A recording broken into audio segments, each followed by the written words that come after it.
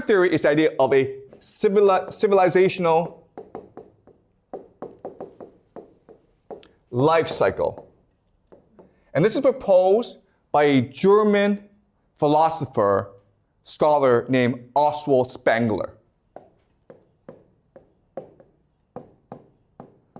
And what he argues is that society, culture, civilization, it's no different from a person.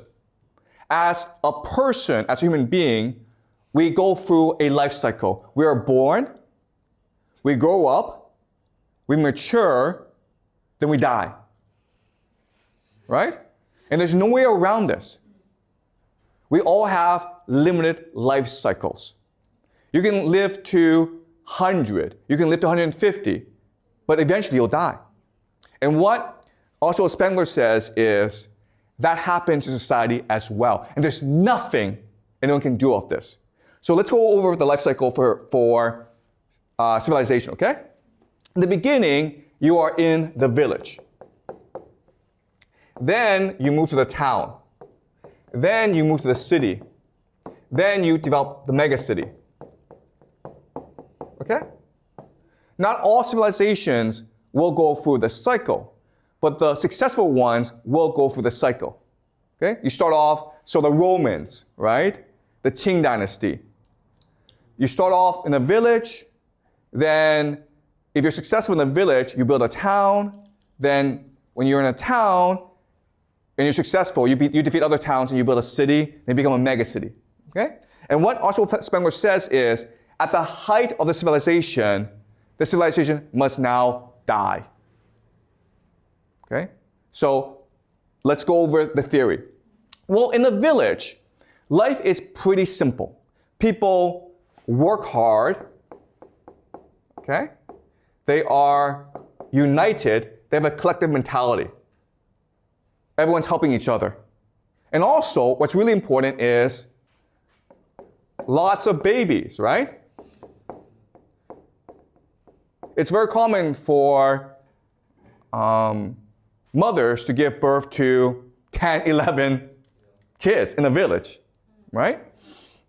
And the reason why is kids are free labor. So you're incentivized to have as many children as possible. Okay, so this is the framework of a village. But as you go up the civilization ladder, as you mature as a civilization, what happens is you have increased abstraction. Abstraction is just a fancy word for you're removed from reality. Okay?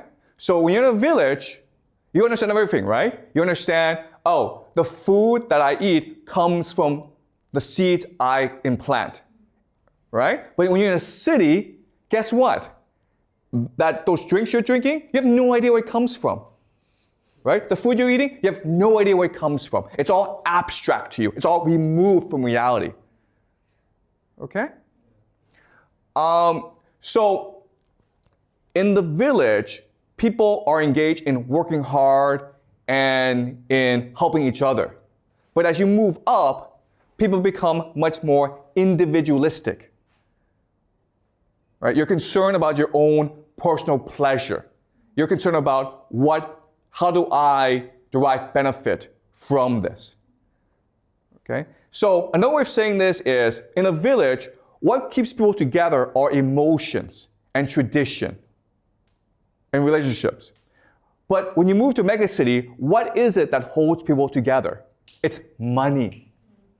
Right? Money is the greatest abstraction.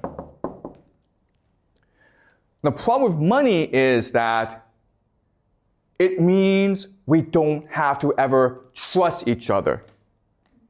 In a village, if you get sick, everyone comes and helps you, right? But in the city, if you get sick, you go to the hospital and pay the doctor. Your neighbors don't have to care. Your family doesn't have to help you. Okay? So you become individualized. You become atomized. Okay?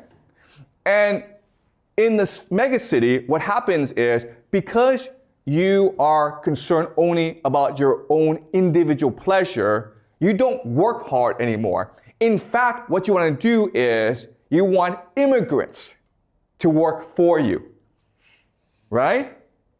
You no longer care about other people. All you care about is yourself. And guess what, guys? You don't want to have any children. Okay? And that's why the megacity represents the death of civilization. And what is Beijing? What is Shanghai? What is Washington, D.C.? What is New York? What is Paris? What is London? They're all megacities. Okay? And that's why we have these trends. And what Oswald Spengler says is, there's nothing anyone can do about this. It is a natural life cycle. All right? So these are the three major theories I want you guys to remember. Okay? Sorry, can you give the microphone? Yeah, can you just speak to the microphone? But what if there is a universal target that forces everyone needs to work together? You know, will that work out to like everyone just put down all of these problems and figure out the... Yeah, okay, I understand. That is a great question, okay? So the question, to rephrase it, okay, is, yeah, but what if there's an external threat, okay? An external threat. If there's an external threat, then surely this system, this life cycle, can be extended, right? And external threats are examples of, hey, let's say there's an alien invasion. Let's just say China's being attacked by the United States, right? And unfortunately, the answer is, it does not matter.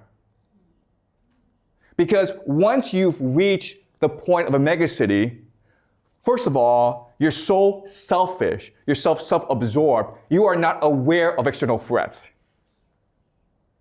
The other issue is, you're no longer capable of working together because you don't trust each other. Okay? So the external threats factor doesn't really matter. But that's a great question. Thank you for asking, okay? Yes, in theory, oh my God, if aliens come, then humans would unite. No, that's not what would happen, okay?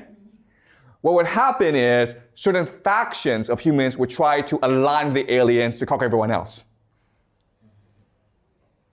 All right? All right.